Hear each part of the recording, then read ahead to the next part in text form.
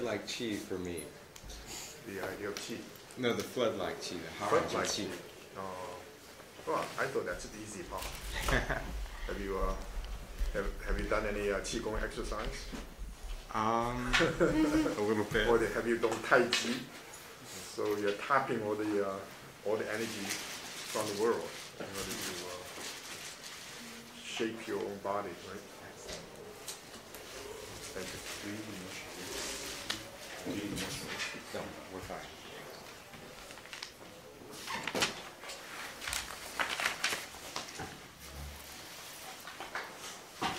Yeah, we brought in a bunch of chairs. I don't know if it's enough. Should be all right. Yeah. I think it's good. Yeah.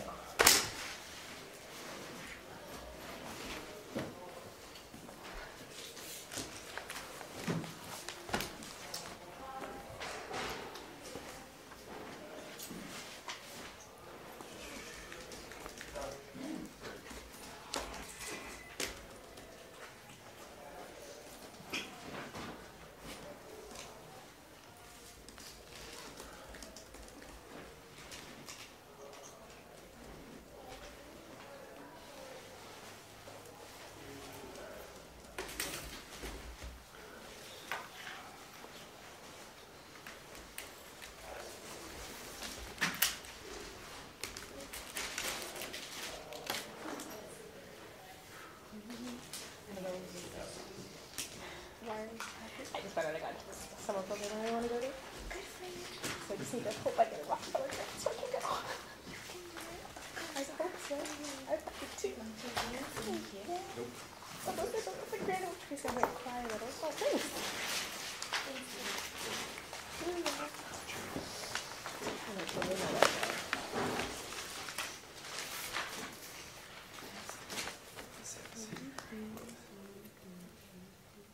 Professor Du, have you seen the movie about Confucius, the new movie that you were interviewed about? They asked me to say something about it. I never see. Well, this is by Zhou Renfang. Yes. They put a lot of emphasis on one episode, which is rather insignificant. You saw that? Yes, it's on the DVD there. What is your impression? You all seen it? No.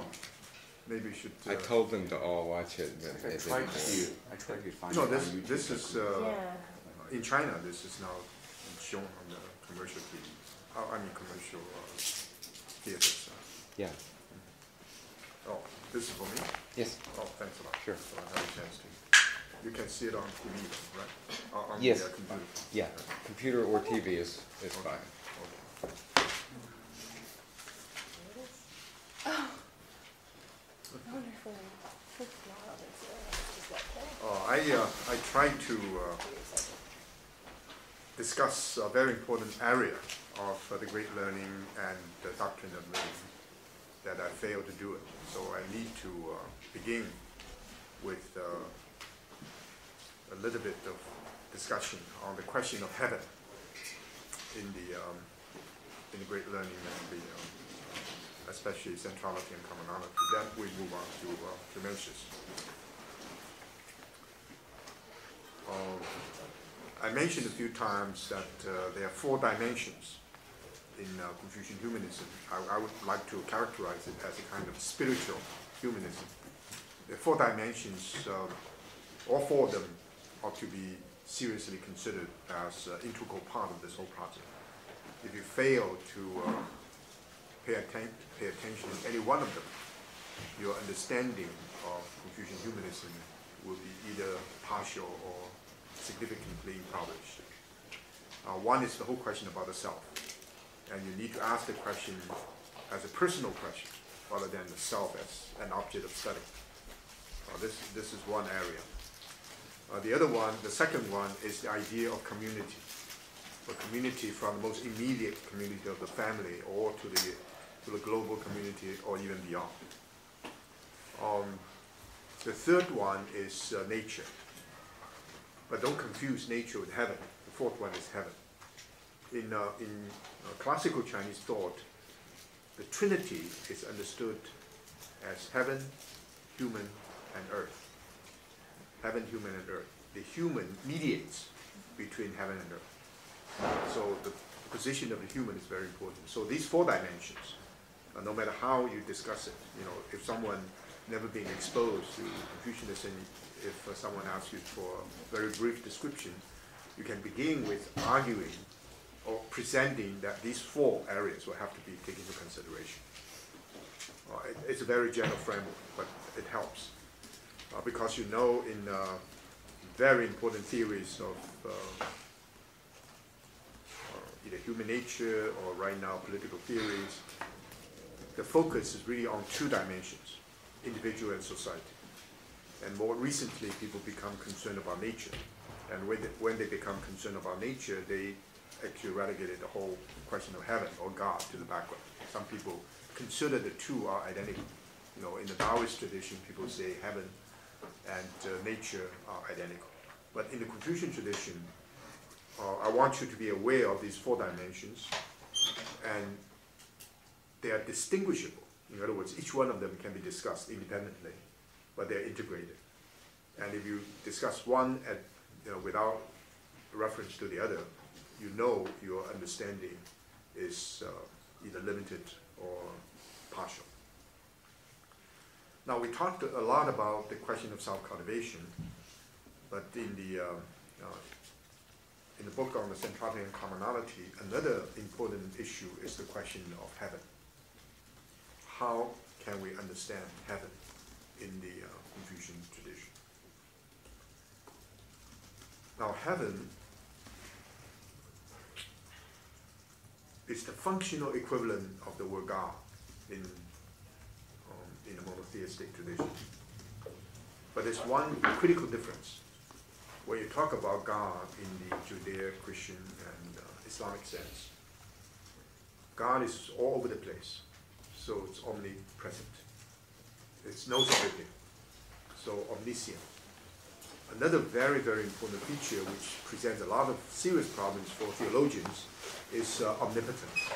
God is all-powerful. Why that presents a lot of problem? Because if God is loving, God is all-powerful, why there's so many tragedies? When the Nazis, or when during the Cultural Revolution, people became extremely brutal, what happened? What happened to the loving God? Now, in the Confucian tradition, the idea of heaven is everywhere. Heaven is omniscient. Heaven knows everything. But heaven is definitely not omnipotent. Heaven is definitely not all-powerful. The reason heaven is not all-powerful, unlike the Christian or the Islamic or the Judaic God, is because the advent of the human, the emergence of the human. God creates, or heaven creates, in a natural way, without being conscious of what's going on. For example, the 4 seasons.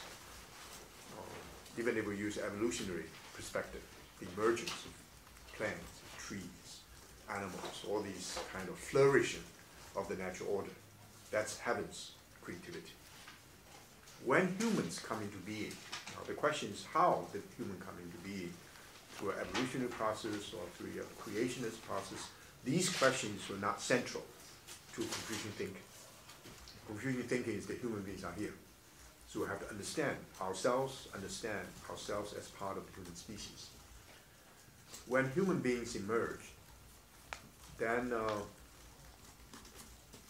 there's something that happens in the cosmos from the Confucian point of view, that the omnipotence of heaven is no longer workable. In other words, heaven is no longer omnipotent. Heaven is no longer all-powerful because the emergence of the human. Yes? So does this assume that before humans were in existence, heaven was omnipotent? Maybe, but we're not aware of. Okay, we don't really care We don't, too much. not care, but we don't know. Oh, okay. Right. We may care, but we never know. But we know for sure when we come into being that heaven